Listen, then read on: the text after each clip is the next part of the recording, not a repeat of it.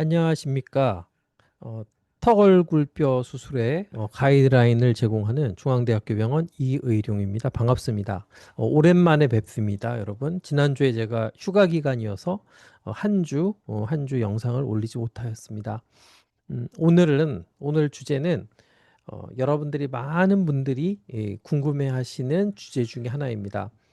제목은 50대 자가골을 사용한 하악각 재건이고 부제는 나이가 많으면 자가골 재건이 불가능할까? 라는 제목으로 여러분들께 말씀드리고자 합니다. 많은 분들께서 이런 질문들을 해주세요. 김아름님께서 2주 전에 교수님, 재건 수술이 뼈가 잘 이식되어야 하는데 나이 제한이 있을까요? 나이가 들수록 재건이 힘들 것 같은데 상한선이 있을지 궁금합니다. 저도 궁금한데요. 그래서 찾아보았습니다. 여러 논문들과 그런 교과서도 찾아보았고, 그리고 제가 그동안 수술했던 환자들의 그런 예도 찾아보았습니다. 전에 제가 그 PCL 자극을 방법으로 제거된 뼈의 강도라는 영상이 있는데, 그 영상에서는 60대가 훨씬 넘는 분도 PCL과 자가골로 임플란트를 지지하는 뼈를 만드는 거에 아주 큰 성공을 했거든요. 음, 그래서 물론 제가 여러 가지 논문이나 그런 데에서는 분명히 나이가 들수록 명백하게 이런 골 형성이나 이런 흡수나 이런 면이 점점 젊은 분들에 비해서 불리해지는 건 분명히 사실입니다. 하지만 제 임상적 경험으로 보면은 크게 그게 그렇게 차이는 없는 것 같다는 게 제 생각입니다. 그래서 제가 논문을 찾아보았습니다. 제 두 가지 논문을 찾아보았는데 첫 번째 논문은 제목이 자가 골반뼈 지주 이식을 통한 다리 큰 뼈 결손 치료에 대한 연구, 이런 식으로 대퇴골에 큰 결손이 발생했을 때 골반에서 아주 크게 뛰죠. 제가 뛰는 것보다 훨씬 더 크게 뛰는 겁니다. 이렇게 뛰어서 이곳에 이렇게 지주 이식, 이렇게 연속성이 없는 것에 연속성을 만드는 이식을 하였을 때 그 결과를 그러니까 이건 한국 논문인데요. 그 결과를 보는 논문입니다. 그러니까 다양한 연령대에 있어서 어떤 결과가 서로 연령의 그런 차이가 있는지를 보는 논문이었고요. 그리고 또 다른 논문은 이 논문은 메타 어널리시스인데 이게 무슨 얘기냐? 이 논문인 경우에는 이 병원에서 한 병원에서 그 여러 환자들을 모아서 한 연구인데 메타 어널리시스란 거는 지금까지 나왔던 논문들을 다 여러 가지를 그 크리테리아에 맞는 논문들을 모아서 논문을 다시 분석한 논문입니다. 그러니까 훨씬 더 많은 그런 환자가 포함되어 있는 논문이고 정말 그 진리에 가깝다고 저희가 받아들이는 그런 논문의 형태입니다. 이 논문은 자가골 이식 부위가 치과 임플란트 생존율과 공여 부위 합병증에 미치는 영향입니다. 그러니까 이 연구는 뭐 여러 가지 골 공여부가 있는데 그 중에 골반을 했을 때 그런 경우에 이런 연령이나 성별이나 이런 거를 종합적으로 따져서 과연 그런 것들이 연령에 영향을 있는지를 보는 논문이었습니다. 물론 그것만 보는 건 아니고 다른 여러 가지를 보는데 그 연령에 대한 그런 영향도 보는 논문이었습니다. 그래서 결과를 제가 말씀을 드리면 나이와 골세증, 연구 결과 40세 이상이거나 심지어 70대 후반까지도 자가골 이식을 통한 골재생 성공률은 젊은 환자와 큰 차이가 없습니다. 즉, 나이가 많다고 해서 뼈 재생이 현저히 떨어지지는 않습니다. 제가 전에 말씀드렸던 바와 같이 여러 가지 뭐 연구나 그런 동물 실험이나 그런 거에서는 명백하게 분명히 나이가 들면 들수록 특히 50세가 넘으면 분명히 골 형성에 불리합니다. 하지만 실제적으로 임상에서는 그렇게 큰 차이가 나는 것을 제가 느끼지 못합니다. 이 같은 그런 맥락으로 이런 결과가 나왔고요. 합병증도 중요합니다.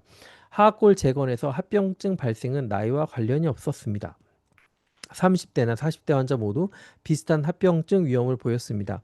임상적 신뢰성 78세까지 성공적인 골류합 사례가 확인되었으므로 건강 상태가 양호하다면 고령 환자도 자가골 이식으로 좋은 결과를 기대할 수 있겠다고 할 수 있겠습니다.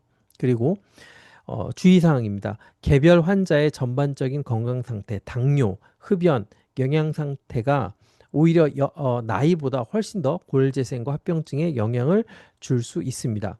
그리고 현재까지의 데이터로는 골 재생이 뚜렷하게 저하되는 특정 연령을 정의하기는 어렵습니다. 그래서 아까 그 김아름님께서 말씀 주셨던 그런 상한 리미트가를 정확히 말씀드릴 수는 없습니다. 78세까지도 성공적인 골 유압이 확인되었으며 40세 이상에서도 젊은 환자와 유사한 성공률을 보였습니다. 환자들에게는 나이보다 전반적인 건강 상태와 수술 후 관리가 더 중요하다고 볼 수 있겠습니다. 하지만 성별 차이가 좀 있는데요. 여성의 경우 평균적으로 완경 약 50세 전후 그러니까 생리가 끝나면 여러분들도 잘 아시는 것처럼 이런 호르몬의 분비에 변화가 생깁니다. 그래서 특히 이 에스트로겐은 골대사에 굉장히 중요한 호르몬인데 에스트로겐 감소로 골밀도와 골 형성 능력이 급격히 저하됩니다.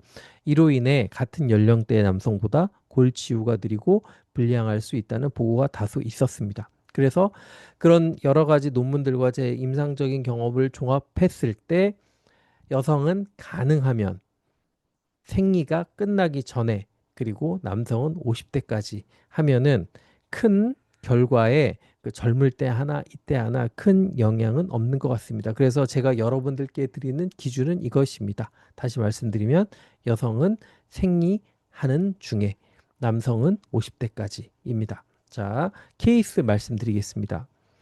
53세 여자 환자분입니다. 제가 얼마 전에 한 8개월 팔로우업에 오셨을 때 부탁을 드렸습니다.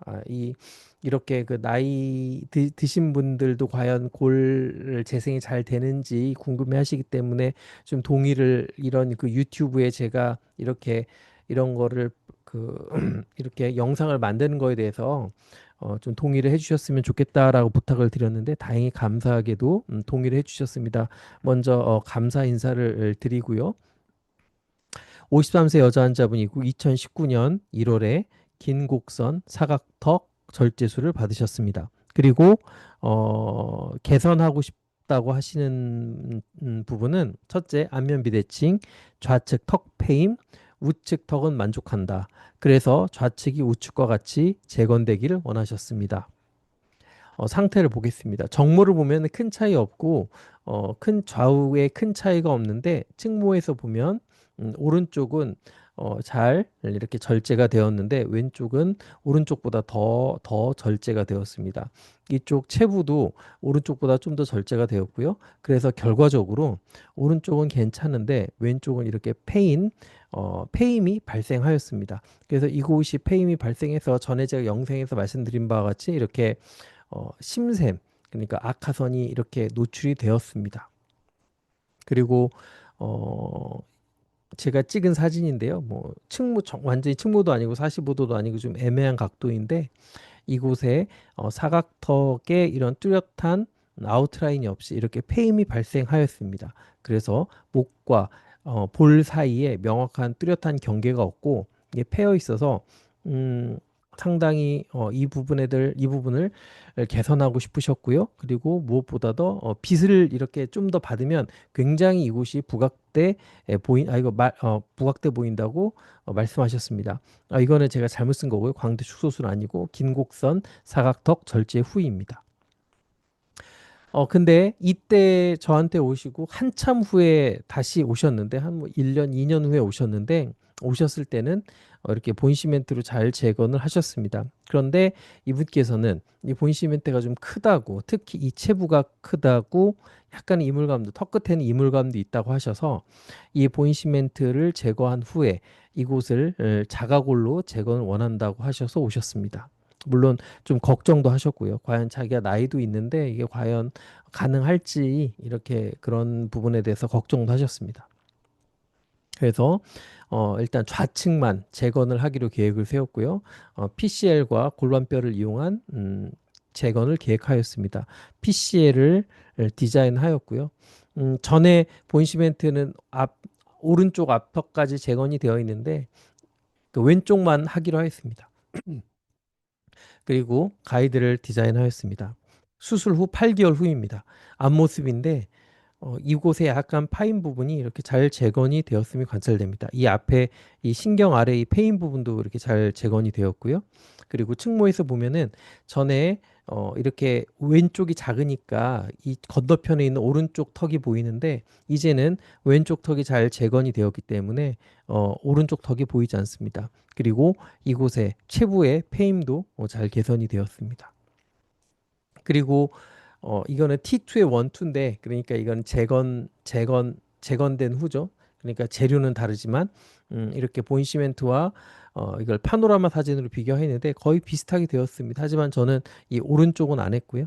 여기 보면은 이걸 여러분들이 잘 봐주셨으면 좋겠는 게 어, 이, 이, 이게 되게 이게 여기가 새로 형성된 뼈인데 여기 보면 이 재밌는 부분이 여기에 이 경계가 있지 않습니까? 이 경계가 점점 흐릿해집니다. 되게 재밌는 건데 이 경계는 솔직히 있을 필요가 없지 않습니까? 이 뼈 아니니까. 그리고 이 여기에 그 보통 뼈는 바깥쪽에 있는 그런 피질골과 안에 있는 수질골로 나눠지는데 수질 안은 굉장히 그 복잡합니다. 그걸 골소주라고 하는데 골소주의 패턴이 상당히 유사해집니다. 정말 좀 신기합니다. 이렇게 되게 유사하고요. 그리고 제가 여러분들께 오늘 특별히 더 보여드리고 싶은 거는 이분이 53세인데 8개월 후에 8개월 후에 과연 어떻게 골이 잘 형성되었는지를 여러분들께 보여드리고 싶습니다. 그러면은 이게 새로 생성된 뼈입니다. 너무 잘 생성이 되었습니다. 이렇게 피질골도 잘 만들어졌고 안에 있는 수질골도 잘 만들어졌습니다. 이곳이 뼈입니다. 이곳이 뼈입니다. 너무 잘 예쁘게 이곳에 패턴이 났습니다. 이렇게 잘 형성이 되었습니다. 다시 앞으로 가면서 보시겠습니다. 이곳에 이렇게 뼈가 좌우가 되게 비슷하게 잘 형성이 되었습니다. 저도 가끔 깜짝깜짝 놀랍니다. 아, 이게 이렇게 뼈가 잘 되는구나. 그래서 제가 여러분들께 말씀드리고 싶은 것은 이 PCL 자가골을 사용한 이런 방법은 일단 뼈가 되는 거는 상수다. 이제는 변수가 아니다. 상수다. 물론 그게 여러분들이 만족할 만한 모양과 그런 거는 물론 우리가 앞으로 계속 해결하고 그렇게 해야만 과제이지만 적어도 뼈가 잘 생기는 거는 여러분들께서 더 이상 걱정 안 하셔도 된다. 물론 염증이 생기지 않는 한에서. 근데 염증도 거의 근 한 2년 동안 발생하지 않은 것 같습니다. 예. 염증도 제가 항생제 세척과 그런 봉합을 타이트한 봉합을 통해서 상당히 많은 부분 그 염증도 해결이 되었다고 생각을 합니다. 자, 그리고 뼈의 그 변화를 보겠습니다. 이건 수술 전이고요. 수술 후 8개월입니다. 전후 하악각이 잘 생겼고 패였던 체부가 잘 증진이 되었습니다. 후, 후입니다. 그리고 이제 연조직 변화를 보겠습니다. 전에 이렇게 패였던 연조직이 잘 생성이 되었습니다. 그래서 이 턱과 볼의 아웃라인도 잘 형성되었고요. 하악각도 아주 명백하게 명확하게 형성이 되었습니다. 자, 그리고 임상 사진을 보겠습니다. 이 사진이 45도 측모가 아니기 때문에 측모와 45도 모두 비교해 보았습니다. 이렇게 패여 있던 이 하악각 부위가 잘 증진이 되었습니다. 적당히 귀 아래 약 2cm 정도의 하악각 형성되는 하악각이 잘 형성이 되었고 명백한 아웃라인이 형성이 되었습니다. 그리고 45도를 비교를 해 보겠습니다. 이곳의 패임이 아주 잘 이렇게 재건이 되었습니다. 앞턱 쪽도 큰 문제 없이 연속성 있이 재건이 되었습니다. 자, 그래서 오늘 여러분들께 굉장히 중요한 말씀을 드렸는데, 자, 나이가 많으면 자가골 재건이 불가능할까? 불가능하지 않습니다. 하지만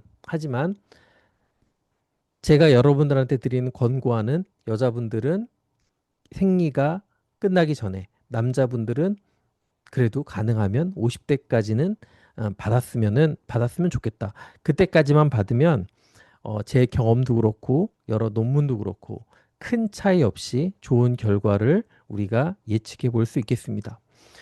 어, 자, 오늘도 이렇게 경청해 주셔서 감사하고 뭐 알아채린 분들도 있을 텐데 드디어 제 구독자가 1000명이 넘었습니다. 100대 유튜버와 1000대 유튜버는 전 다르다고 생각을 하고요. 1000대 유튜버의 이제 또 만대로 갈 수 있도록 노력을 더 하겠습니다. 여러분들께 더 유익한 컨텐츠 그리고 어, 희망을 드릴 수 있는 그런 컨텐츠 만들 수 있도록 노력하겠습니다. 다음에 또 뵙겠습니다. 경청해 주셔서 감사합니다.